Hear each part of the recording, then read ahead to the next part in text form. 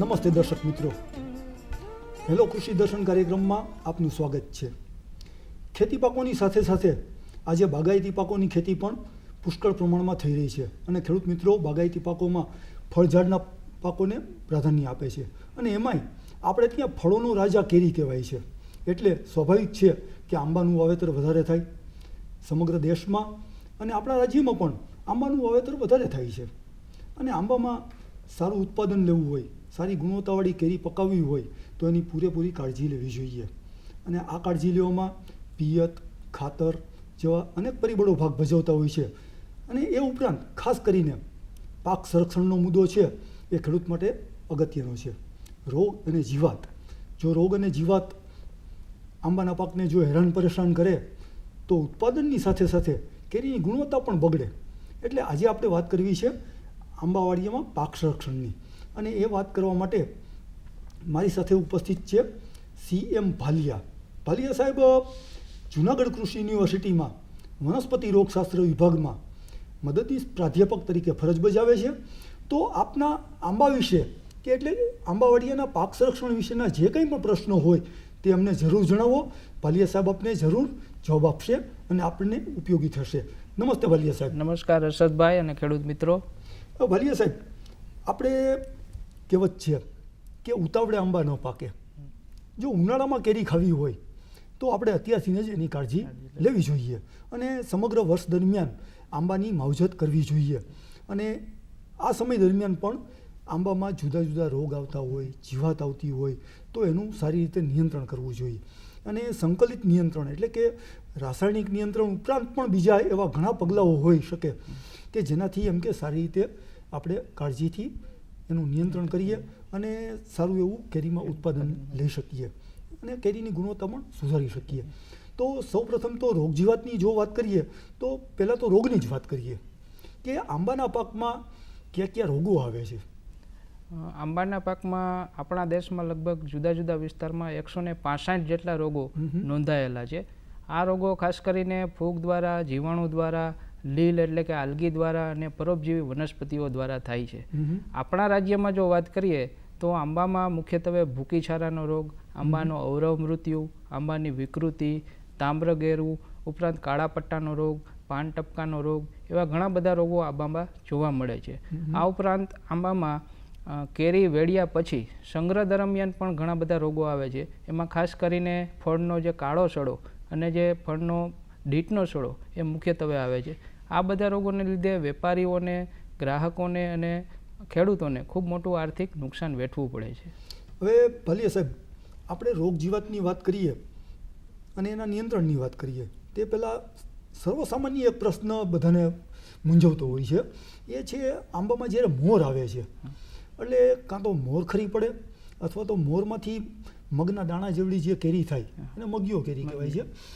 હવે એ જે સોપારી કરતાં પણ નાની કેરી હોય ત્યારે એ ખરી પડતી હોય છે. આમ મોર ખરી પડે અને નાની એવી આ જે મગીઓ કેરી ખરી પડતી હોય છે તો આ એ રોગ છે કે શું છે અને શા માટે ખરી પડે છે? આંબામાં ખાસ કરીને મોર અને મગીઓ ખરી પડવાના બે કારણો છે. એમાં પ્રથમ જોઈએ તો ભૂકી છારાનો રોગ આંબામાં આવે છે તો આ રોગના લીધે પણ મોર ખરી પડે છે. આ રોગના લક્ષણમાં જો વાત કરું તો આંબાના જે મોરની જે દાંડી હોય તેની ઉપર સફેદ રંગના ફૂગની છારી જોવા મળે છે. સમય જતાં સફેદ રંગની છારી રાખોડી રંગમાં કે બદામી રંગમાં પરિવર્તન પામે છે. આ રોગના લીધે મોર છે સુકાઈને ખરી પડે છે. ઉપરાંત નાના જે ફળો આપણે મગિયા તરીકે ઓળખીએ છીએ તે પણ ખરી પડે છે. આ ઉપરાંત આંબામાં મધ્યા નામની જીવાતનો ઉપદ્રવ પણ જોવા મળે છે. આ જીવાતના જે બચ્ચા અને પુખ્ત કીટક છે એ આંબાના મોરમાંથી રસ ચૂસે છે જેના લીધે મોર છે એ સુકાઈને ખરી પડે છે. ઉપરાંત મગિયા પણ ખરી પડે છે. તો આ બંને કારણોને લીધે આંબામાં મોર અને મગિયા એ ખરી પડે છે. એટલે ભાલિયા સાહેબ, મારું કહેવાનું એ છે કે જે મોર ઘણી વખત શિયાળાની શરૂઆતમાં એમ કે જાન્યુઆરી ફેબ્રુઆરી મહિનો હોય અને મોર બેસતો હોય ત્યારે ખરી પડતો હોય છે. તો તમે જે કીધું કે ભાઈ ભૂકી છારાનો રોગ હોઈ શકે અથવા તો મધ્યા નામની જીવાત પણ હોઈ શકે. આ સિવાય હવામાન કે વાતાવરણ કે વાવાઝોડું કે એવી રીતે પણ મોર ખરી પડતા હોય છે. તો એવા બીજા કયા કયા કારણો છે કે જેને કારણે મોર ખરી પડતા હોય છે? મોર ખરી પડવાનો ખાસ કરીને ભૂકી છારા અને મધ્યાના લીધે મોર ખરી પડે છે. આ ઉપરાંત મગિયાના ઈયળ નામની એક જીવાત આવે છે જેના લીધે પણ મોર ખરી પડતો હોય છે. તો ભૂકી છારામાં આપણે જો એનું નિયંત્રણ કરવું હોય તો ભૂકી છારાના નિયંત્રણ માટે ખાસ કરીને દ્રાવ્ય ગંધક જે વેટેબલ સલ્ફર આપણે બજારમાં મળે છે 80% વેટેબલ પાવડર સ્વરૂપે તે 30 ગ્રામ 10 લીટર પાણીમાં ઓગાળી અથવા તો ડિનોકેપ દવા છે એ 10 ml 10 લીટર પાણીમાં ઓગાળી અથવા તો કાર્બેન્ડેઝિમ જે દવા છે જે 50% વેટેબલ પાવડર સ્વરૂપે મળે છે બજારમાં જે 5 ગ્રામ 10 લીટર પાણીમાં ઓગાળી અને આ દ્રાવણનો જો ડાળી ઉપર સમાંતર છંટકાવ કરવામાં આવે તો તેનું અસરકારક નિયંત્રણ થઈ શકે છે. આ ઉપરાંત જો મોર ખરવા મધ્યથી જો મોર ખરતો હોય અને તેનું નિયંત્રણ કરવું હોય તો ડાયમિથ્યોએટ નામની દવા આવે છે જે 10 ml 10 લીટર પાણીમાં ઓગાળવી અથવા તો થાયોમિથોક્ઝામ નામની દવા છે જે 5 ગ્રામ 10 લીટર પાણીમાં ઓગાળી અને છંટકાવ કરો તો મધ્યથી પણ આંબામાં જે મોર ખરે છે એનું નિયંત્રણ થઈ શકે છે. ભલે સાહેબ, બીજી એક સામાન્ય એક જોવા મળે છે ખેડૂતોમાં કે ભાઈ એને ખ્યાલ નથી હોતો કે રોગ છે કે જીવાત છે. મોટે ભાગે એમ સમજતા હોય છે કે ઈયળ આવી કે જીવાત આવી અને એ નુકસાન કરે છે. તો આંબાના પાકમાં બીજા ખેતી પાકોમાં પણ આવી જ પરિસ્થિતિ હોય છે. તો આંબામાં કઈ રીતે પારખવું કે આ રોગથી થયેલું નુકસાન છે કે જીવાતથી થયેલું? એટલે કે પાંદડા ઉપર, ફળ ઉપર કે ઝાડના થડ ઉપર કે આમાં કઈ રીતે ક્યારે કયું નુકસાન છે, એ રોગનું નુકસાન છે કે જીવાતનું નુકસાન, એ કઈ રીતે પારખી શકાય? જો ખાસ કરીને આંબાના પાકમાં જો રોગનું નુકસાન હોય તો બાહ્ય લક્ષણ જુદા જુદા આપણે જેમ કે ભૂકી છારાના રોગનું હમણાં મેં ઉદાહરણ આપ્યું કે સફેદ છારી એમાં જોવા મળે છે. એવી રીતે જો રોગથી કોઈ પણ નુકસાન થયેલું હોય તો બાહ્ય લક્ષણ ઉપરથી કે કોઈ વિકૃતિ હોય તો પાંદડા વળી જવા જેવી વિકૃતિઓથી આપણે સારી રીતે ઓળખી શકીએ છીએ. ખાસ કરીને જ્યારે જીવાતથી નુકસાન થાય છે ત્યારે એના કોઈ પણ ચોક્કસ ભાગને નુકસાન પહોંચાડે છે. જેમ કે આંબામાં મેઢ આવે છે તો મેઢ છે થડમાં કાણા પાડે છે તો આપણે એના નુકસાન ઉપરથી જીવાતનો ઉપદ્રવ આપણે ઓળખી શકીએ છીએ. હવે સાહેબ, ફરીવાર આપણે રોગની વાત કરીએ તો રોગ આવે અત્યારે આપણી પાસે સમય છે, અત્યારે હજી સિઝનને કેરીની સિઝનને વાર છે, તો રોગને કે જીવાતને આવતા અટકાવવા માટે અત્યારે શું પગલાં લઈ શકાય? આંબાવાડિયામાં ખાસ કરીને નવી રોપણી કરતા હોઈએ તો રોગ અને જીવાતમાં આપણે જેમ ગુજરાતીમાં કહેવત છે કે પૂર આવ્યા પહેલાં પાળ બાંધવી, એ અનુસાર આપણે રોગ જીવાત માટે સાવચેતીના અવશ્ય પગલાં લેવા જોઈએ. ખાસ કરીને રોગ અને જીવાત છે એ નવી કલમો દ્વારા, જમીન દ્વારા, હવા દ્વારા, પાણી દ્વારા એનો ફેલાવો થતો હોય છે. એમાં પણ જ્યારે હવે નવા આંબાવાડિયાની રોપણી કરતા હોઈએ તો ખાસ કરીને પહેલાં જમીનની ઊંડી ખેડ કરી અને જે રોગિષ્ટ પાકના અથવા તો આગલા પાકના જે અવશેષો છે એને કાઢી અને બાળીને એનો નાશ કરવો જોઈએ. આ ઉપરાંત ઘણા ખરા રોગ અને જીવાત એવા છે કે જે કલમો દ્વારા ફેલાય છે, તો તંદુરસ્ત, પ્રમાણિત અને રોગમુક્ત કલમ જ વાવેતર માટે પસંદ કરવી. આ ઉપરાંત જો રોગ પ્રતિકારક જાતો ઉપલબ્ધ હોય તો એનો પણ આપણે પસંદગી કરી અને વાવેતર માટે ઉપયોગમાં લઈ શકાય. આ ઉપરાંત આંબામાં છે સંકલિત ખાતર અને પિયત વ્યવસ્થા અપનાવવી જોઈએ. સંકલિત ખાતર વ્યવસ્થા એટલે કે માત્ર રાસાયણિક ખાતરનો ઉપયોગ ના કરતા સારી રીતે સડેલું ગળતિયું ખાતર કે છાણિયું ખાતર પણ વાપરવું જોઈએ. ત્રીજો અગત્યનો મુદ્દો છે કે આંબાવાડિયામાં પિયતની નિકાલની યોગ્ય વ્યવસ્થા કરવી જોઈએ. ઘણા ખરા ખેડૂત મિત્રો છે એ પિયતની નિકાલની વ્યવસ્થા પૂરતી હોય નહીં, એટલે આંબાવાડિયામાં પાણી ભરાઈ રહેતું હોય જેના લીધે ભેજ વધે અને ઘણી બધી જીવાતનો અને રોગનો ઉપદ્રવ વધે છે. તો આ બધા જો સંકલિત નિયંત્રણના પગલાં લઈએ તો સાવચેતીના ભાગરૂપે તો ઘણા ખરા રોગ અને જીવાત આંબાવાડિયામાં આવતા આપણે રોકી શકીએ છીએ. ભાલિયા સાહેબ, આપ વનસ્પતિ રોગશાસ્ત્ર વિભાગમાં કામ કરી રહ્યા છો અને એમાં સંશોધન પણ કરતા હશો, અને જુનાગઢ જિલ્લામાં પણ આંબાનું વાવેતર વધારે હોય છે, તો ત્યાં એક પ્રશ્ન એક જોવા મળે છે, અને ખેતીની ભાષામાં કહું તો ખેતીના પાકમાં એમ કે તલમાં એક રોગ આવે છે, તલમાં ગુચ્છા થઈ જાય અને આખું એમ કે પેલું બંધાઈ જાય અને ગુચ્છા વાળા છોડ જોવા મળે આખા ખેતરમાં. એવી જ રીતે આંબાના કેરીના પાકમાં જે જોવા મળે છે કે ભાઈ ડાળીઓમાં ગુચ્છાવાળી થઈ જાય અને ફ્લાવર જે શાકભાજી છે આપણું એવા દડા જેવું એમ કે મોરના ગુચ્છાનું આખું બંધાણ એવું થઈ જાય, મોર છે એ આવો ગુચ્છાદાર થઈ જાય. તો આ શું છે? આ છે આંબામાં આવતો વિકૃતિનો રોગ છે જે ખાસ કરીને ફ્યુઝેરિયમ નામની ફૂગથી થાય છે. છેલ્લા કેટલાક વર્ષોથી ગુજરાત રાજ્યમાં આપણે ઠંડીના દિવસો ખૂબ વધારો થયો છે, એટલે ઠંડીના તાપમાનમાં પણ ખૂબ નીચા જાય છે અને ખૂબ ઠંડી પણ પડે છે. તો આ કારણને લીધે પણ છેલ્લા 5-1 વર્ષથી આ રોગનું પ્રમાણ ખાસ કરીને આપણા સૌરાષ્ટ્ર વિસ્તારમાં ખૂબ વધારે જોવા મળે છે. એમાં પણ આંબામાં ખાસ કરીને 2 વિકૃતિ જોવા મળે છે, આંબાની વાનસ્પતિક વિકૃતિ અને ફૂલની વિકૃતિ. વાનસ્પતિક વિકૃતિ ખાસ કરીને નાના આંબામાં નર્સરી અવસ્થામાં જે 8 થી 10 વર્ષના આંબા છે એમાં વાનસ્પતિક વિકૃતિ જોવા મળે છે. જેના લક્ષણમાં વાત કરું તો ડાળીઓ છે એકદમ ગુચ્છામાં ફૂટે છે અને ડાળીઓના જે પાન છે એ અણીદાર બની અને ગુચ્છા થઈ જાય છે. ફૂલની વિકૃતિમાં જે પુષ્પ વિન્યાસ છે એમાં અસંખ્ય ફૂલો ફૂટી નીકળે છે અને એની પાંખડીઓ છે એકદમ જાડી થઈ જાય છે. આવા ફૂલમાં પરાગરજ હોતી નથી, જેથી આવા ફૂલમાં ફળો બેસતા નથી. અને ખાસ કરીને રોગગ્રસ્ત જ્યારે વૃક્ષોની કલમ તરીકે ઉપયોગ કરવામાં આવે ત્યારે આ રોગનો ફેલાવો થતો હોય છે. પાન કથરી દ્વારા પણ આ રોગનો ફેલાવો થાય છે. આ રોગ આવે તો એને અટકાવવો કઈ રીતે અથવા તો એનું નિયંત્રણ કઈ રીતે કરી શકાય? આ ગુચ્છાનો રોગને જો નિયંત્રણ માટે આપણે ખાસ કરીને રોગિષ્ટ જે ભાગ છે વાનસ્પતિક વિકૃતિવાળો કે ફૂલની વિકૃતિવાળો એ રોગિષ્ટ ડાળીઓને પહેલાં તો કાપી નાખી અને તેને એકત્ર કરી અને બાળી અને એનો નાશ કરવો જોઈએ. જ્યારે રોગિષ્ટ ડાળીઓની આપણે છટણી કરીએ છીએ ત્યારે 15 થી 20 સેન્ટીમીટર જેટલો તંદુરસ્ત ભાગ પણ સાથે કાપી નાખવો જોઈએ. ત્યારબાદ મેં અગાઉ કીધું હતું એમ કાર્બેન્ડેઝિમ જે 50% વેટેબલ પાવડર જે બજારમાં મળે છે તે 5 ગ્રામ 10 લીટર પાણીમાં ઓગાળી અને સમગ્ર આંબાવડિયામાં છંટકાવ કરવો જોઈએ. આ ઉપરાંત જ્યારે ફૂલની વિકૃતિ જ્યારે આંબાવડિયાની મોજણી નિગાહ કરતા હોય અને ફૂલની વિકૃતિ જોવા મળે તો ફૂલના ગુચ્છા પણ તેને કાપી અને બાળી અને એનો નાશ કરવો. આ ઉપરાંત ઓક્ટોબર મહિનાના પહેલા અઠવાડિયામાં નેપ્થેલિન એસિટિક એસિડનું 200 ppmનું દ્રાવણ નો છંટકાવ કરવો જોઈએ. 200 ppm એટલે કે 2 ગ્રામ 10 લીટર પાણીમાં ઓગાળીને છંટકાવ કરવો જોઈએ. આ ઉપરાંત પાનકથરી દ્વારા પણ આ રોગનો ફેલાવો થાય છે. તો પાનકથરી માટે ઇથિયોન છે, ડાયકોફોલ છે, પ્રોપરગાઇડ છે જેવી કથરીનાશક દવાનો સમયાંતરે છંટકાવ કરીએ તો આ રોગનું નિયંત્રણ થઈ શકે છે. ભલે સાહેબ, આપણે રોગ જીવાતની વાત કરીએ છીએ તો આ રોગની જે વાત કરી એના સિવાય આપણે વચ્ચે એક જીવાતની વાત પણ કરી લઈએ કે મુખ્યત્વે એમ કે આંબાના પાકમાં ફળમાખી નામની જે જીવાત જોવા મળે છે, તો આ ફળમાખીને કઈ રીતે ઓળખી શકાય? લગભગ ખેડૂત મિત્રો ફળમાખીથી અજાણ નહીં હોય. ફળમાખી ખાસ કરીને બદામી રંગની અને પારદર્શક પાંખોવાળી હોય છે અને તેના પાંખમાં રંગબેરંગી ધાબા આવેલા હોય છે. ફળમાખીના પગ છે પીળા હોવાથી ખેડૂત મિત્રો એને સોનમાખી કે સોનેરી માખી તરીકે ઓળખે છે. હવે જે આ ફળમાખી છે એની માદા માખી છે એ કેરીના ફળની છાલની નીચેની બાજુએ ઈંડા મૂકે છે અને આ ઈંડામાંથી ઘણીવાર બચ્ચા બહાર નીકળે છે જે આછા સફેદ રંગના અને પગ વગરના હોય છે.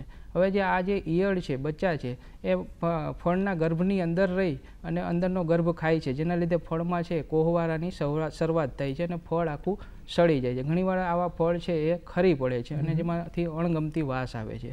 હવે ફળમાખીને જો આપણે નિયંત્રણ કરવું હોય તો સૌ પ્રથમ તો આંબાવડિયાની સ્વચ્છતા જાળવવી જોઈએ, જે ઘણા ખરા ખેડૂત મિત્રો આ સ્વચ્છતા જાળવતા નથી.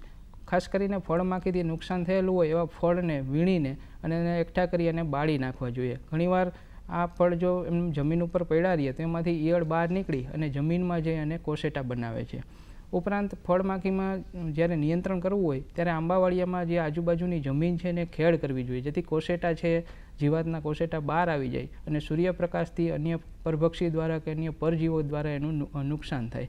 આ ઉપરાંત મિથાઇલ પેરેથિયન જે 2% પાવડરની ભૂકી આવે છે એ ગોળ કરેલા ખામણામાં આપવાથી પણ આ ફળમાખીનું નુકસાન અટકાવી શકાય છે.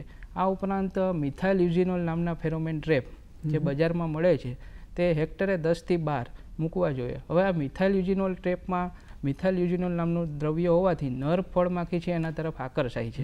ઉપરાંત આ ટ્રેપમાં દવા પણ આવેલી હોય જેથી નર ફળમાખી આકર્ષાય અને અંદર જ મૃત્યુ પામે છે. આ રીતે આપણે ફળમાખીની વસ્તી નિયંત્રણ કરી શકીએ છીએ. બીજું, આંબાવડિયામાં ચારે બાજુ શ્યામ તુલસીનું વાવેતર કરવું જોઈએ. આ શ્યામ તુલસી ઉપર પણ નર માખી આકર્ષાય છે. ત્યારબાદ આ શ્યામ તુલસી ઉપર આપણે ફેન્થિયોન નામની દવા આવે છે જે 10 ml 10 લીટર પાણીમાં ઓગાળી અને છંટકાવ કરો તો આ નર માખીનું પણ નિયંત્રણ થઈ શકે. તો આ રીતે સંકલિત નિયંત્રણના પગલાં લઈએ તો ફળમાખીનું અવશ્ય નિયંત્રણ થઈ શકે.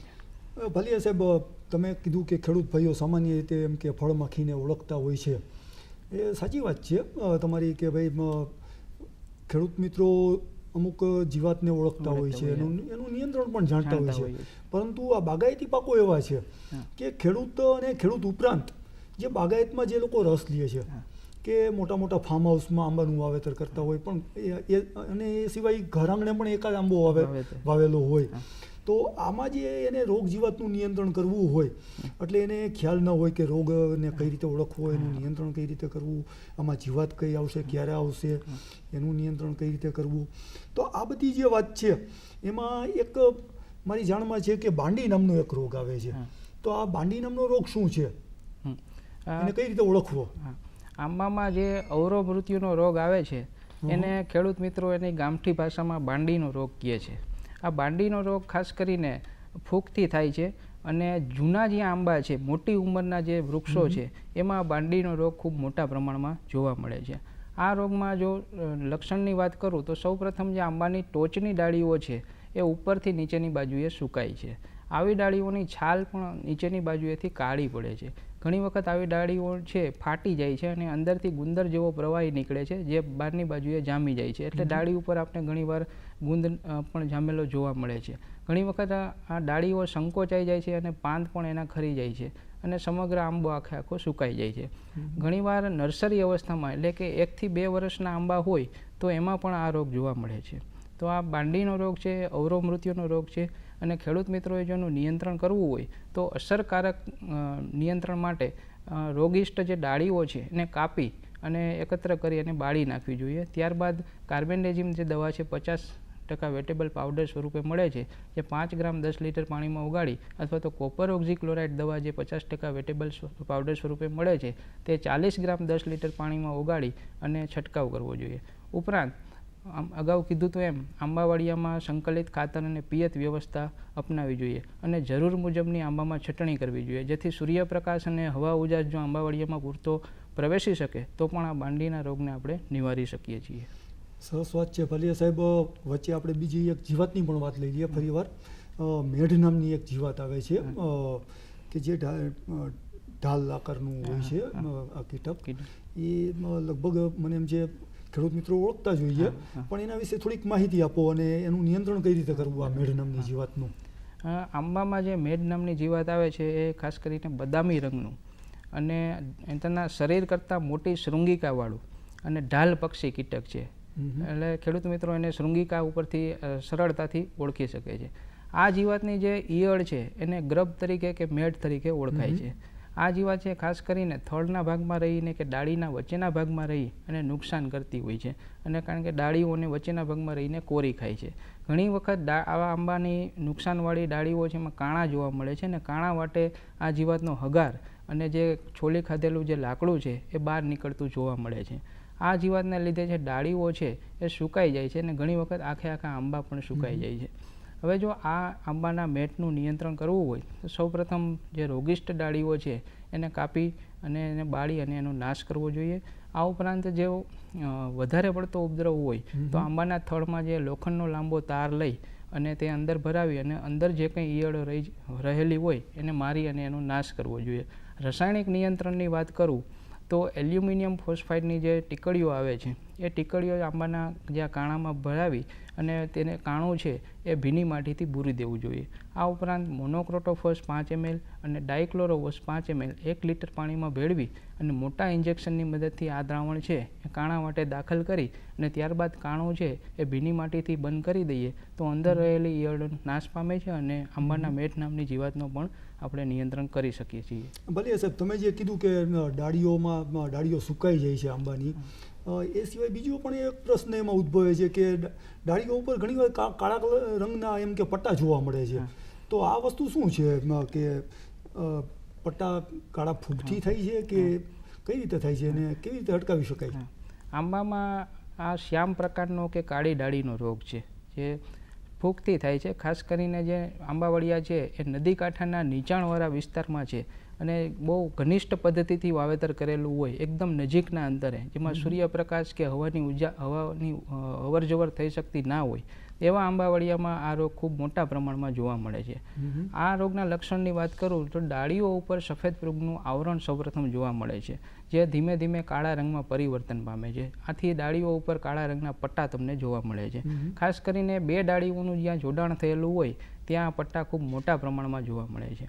હવે જો આ કાળી ડાળીના રોગનું નિયંત્રણ કરવું હોય તો રોગ લાગેલા ભાગ ઉપર ચોમાસા પહેલાં, ચોમાસા ગાળા દરમિયાન અને ચોમાસા પછી બોર્ડો પેસ્ટ 10%, જે બજારમાં તૈયાર પણ મળે છે, અને 10% બનાવવું હોય તો 100 ગ્રામ કોપર સલ્ફેટ, 100 ગ્રામ કળી ચૂનો અને 1 લીટર પાણી એ ભેળવી અને પેસ્ટ બનાવી અને આ રોગ લાગેલા ભાગ ઉપર લગાડવામાં આવે તો એનું નિયંત્રણ થઈ શકે છે. અથવા તો કોપર ઓક્ઝી ક્લોરાઇડ નામની દવા છે, જે 50% વેટેબલ પાવડર 40 ગ્રામ 10 લીટર પાણીમાં ઓગાળી અને દ્રાવણ બનાવી અને એનો છંટકાવ કરવામાં આવે તો પણ આ કાળા પટ્ટાના રોગનું નિયંત્રણ થઈ શકે છે.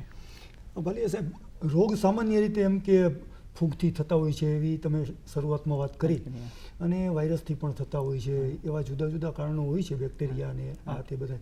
એમાં જે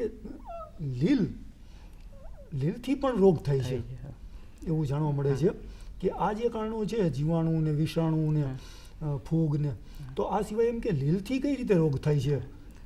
આંબામાં ખાસ કરીને લીલ દ્વારા તામ્રગેરુ નામનો રોગ થાય છે. આ રોગ ખાસ કરીને જ્યાં ભેજવાળું વાતાવરણ છે, એટલે કે ચોમાસા દરમિયાન આ રોગની તીવ્રતા ખૂબ વધારે જોવા મળે છે.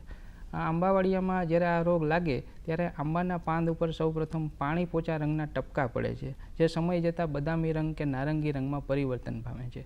ઘણી વખત આવા ટપકાની મધ્યનો ભાગ છે એ ખરી પડે છે, જેના લીધે સમગ્ર પાન ઉપર અસંખ્ય છિદ્રો જોવા મળે છે. આ ઉપરાંત ડાળી ઉપર, ફળ ઉપર પણ આ રોગ લાગે છે, જેના લીધે ફળની ગુણવત્તા પણ નબળી ઉતરે છે.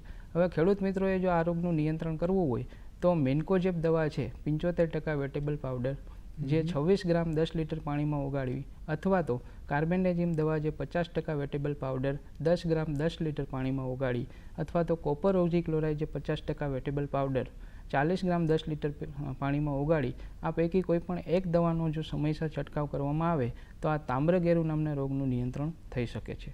એવો જે તામ્રગેરુ શબ્દ જ સાહેબ એવો છે અઘરો, અને એના શબ્દના અર્થ ઉપરથી પણ સમજી શકાય. એવી જ રીતે કાલવ્રણ નામનો શબ્દ છે, અને કાલવ્રણ રોગનું નામ છે, એ આંબામાં પણ આવે છે. તો આંબામાં જે આ કાલવ્રણ આવે છે એ કઈ રીતે નિયંત્રિત કરી શકાય? આંબામાં કાલવ્રણ રોગની વાત કરું તો સમગ્ર દુનિયામાં જ્યાં જ્યાં આંબાનું વાવેતર થાય છે ત્યાં આ રોગ ચોક્કસપણે આવે જ છે એવું કહી શકાય. ગુજરાત રાજ્યમાં એમાં પણ ખાસ કરીને આપણો સૌરાષ્ટ્ર વિસ્તાર એટલો નસીબશાળી છે કે કેસર જાતમાં આ રોગનું પ્રમાણ નહીવત જોવા મળે છે, એટલે આપણે એટલા નસીબશાળી છે. કાલવર્ણ રોગ છે એ ફૂગથી થાય છે, અને આંબાનો કોઈ પણ એવો ભાગ નહીં હોય જે આ ફૂગથી આક્રમણથી બચી ગયો હોય. પર્ણ ઉપર, ડાળી ઉપર, ફૂલ ઉપર, ફળ ઉપર બધે આ રોગના લક્ષણ જોવા મળે છે. સૌપ્રથમ પર્ણ ઉપર ઘેરા કથ્થઈ કે નારંગી રંગના ટપકા પડે છે, અને તેની વચ્ચેનો ભાગ છે એ ખરી પડે છે, જેના લીધે પાંદ ઉપર ઘણા બધા છિદ્રો જોવા મળે છે. આ ઉપરાંત પાનની જે કિનારી છે એ કાળા રંગની કે બદામી રંગની થઈ અને પાંદ છે એ વળી જાય છે. આ ઉપરાંત ડાળીઓ ઉપર પણ એનો રોગ જોવા મળે છે. ખાસ કરીને ફળ ઉપર પણ કથ્થઈ રંગના કે કાળા રંગના ધાબા પડે છે, અને ફળમાં પણ સડો લાગવાની શરૂઆત થાય છે. બહુ સરસ માહિતી આપી સાહેબ. આજે તમે આંબાવાડિયામાં પાક સંરક્ષણ કઈ રીતે કરી શકાય, એટલે કે રોગ અને જીવાતનું નિયંત્રણ કઈ રીતે કરી શકાય, એના વિશે ખેડૂત મિત્રોને બહુ જ સરસ માહિતી મળી. અને એ સિવાય પણ આપણે ખેડૂત મિત્રોને કૃષિ સલાહ વિશે વાત કરવાની છે, તો એ કરી દઈએ. ચણાના પાકની જો શિયાળુ પાક તરીકે વાત કરીએ તો ગુજરાત ચણા 2 અને ગુજરાત ચણા 3 આ જે જાતો છે એ વાવતી વખતે પાયામાં 20 કિલોગ્રામ નાઇટ્રોજન, 40 કિલોગ્રામ ફોસ્ફરસ પ્રતિ હેક્ટર મુજબ આપીને ચણાનું વાવેતર કરી શકાય. વાવેતર વખતે ચણાના બીજને 250 ગ્રામ રાઇઝોબિયમ કલ્ચરનો પોટ આપીને જ વાવવું જોઈએ. એવી જ રીતે ધાણાની વાત કરીએ તો ધાણામાં ગુજરાત ધાણા 2 નામની જે જાત છે એ વાવવાની, અને એના માટે 22 કિલોગ્રામ ડીએપી પ્રતિ હેક્ટર મુજબ આપીને ધાણાનું વાવેતર કરવું જોઈએ. વાવેતર વખતે ધાણાના બીજને થાયરમ જેવી ફૂગનાશક દવાનો 2 ગ્રામ પ્રતિ કિલોગ્રામ 1 કિલોગ્રામ બીજને લઈને પોટ આપવો જોઈએ. એવી જ રીતે જીરુંનું વાવેતર કરતી વખતે ગુજરાત જીરું 4 જાતને વાવેતર કરવાનું, અને 33 કિલોગ્રામ ડીએપી પ્રતિ હેક્ટર મુજબ આપી જીરુંની વાવણી કરવી જોઈએ. વાવેતર વખતે જીરુંના બીજને થાયરમ 2 ગ્રામ પ્રતિ 1 કિલો મુજબ પોટ આપવો જોઈએ. મુખ્ય પાક જે આપણો શિયાળુ પાક છે ઘઉં, આ ઘઉંમાં એમ કે લોકવન, GW 496 ટુકડા ટાઈપમાં ઘણી વેરાયટીઓ છે GW સિરીઝમાં. આ એમ કે નોટિફાઈડ વેરાયટીઓનું વાવેતર કરવું જોઈએ. અને વાવેતર કરતી વખતે 130 કિલોગ્રામ ડીએપી, 80 કિલોગ્રામ યુરિયા અને 25 કિલોગ્રામ ઝીંક સલ્ફેટ પ્રતિ હેક્ટર મુજબ આપીને ઘઉંનું વાવેતર કરી શકાય, આંબાવાડિયામાં પાક સંરક્ષણ કઈ રીતે કરી શકાય, એટલે કે રોગ અને જીવાતનું નિયંત્રણ કઈ રીતે કરી શકાય, એના વિશે ખેડૂત મિત્રોને બહુ જ સરસ માહિતી મળી. આભાર.